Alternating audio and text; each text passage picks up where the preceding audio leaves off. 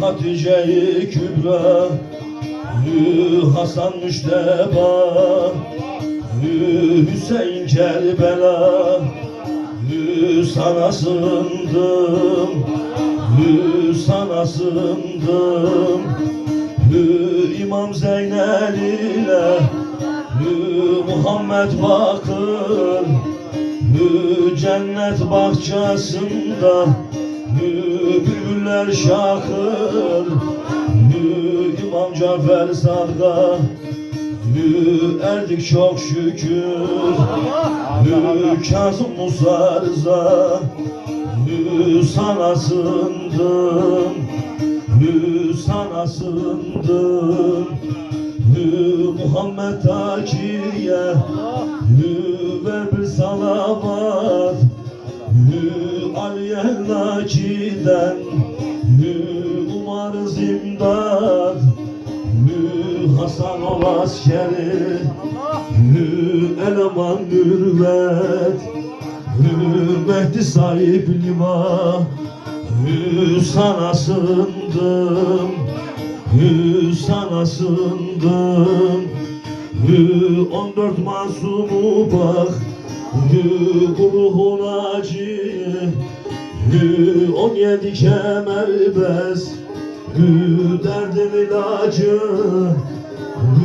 Pilim Hacı Bektaş, başımın tacı, hünkâr evliya, sana sığındım, sana sığındım.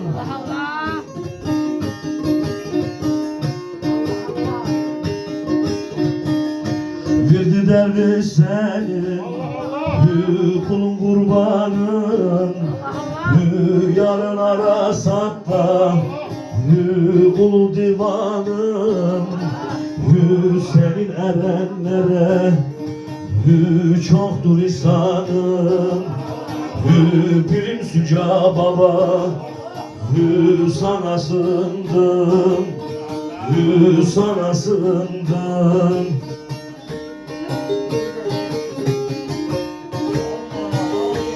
Ya Allah, ya Muhammed, ya Ali, ya Ehli, sana sığındım. Medet Allah medet, medet ya Ali. Bizi dergâhından mahrum eyleme. Piri Münker Hacı, Bektaş Veli, bizi dergâhından mahrum eyleme. Bizi dergâhından mahrum eyleme. Adem-i Seyfullah, Adem hak için, Muhammed Mustafa, Hatem hak için.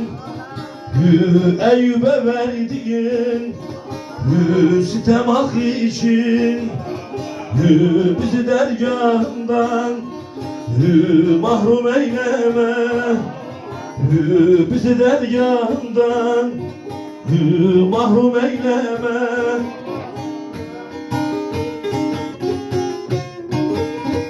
Ya Allah, ya Muhammed, ya Ali,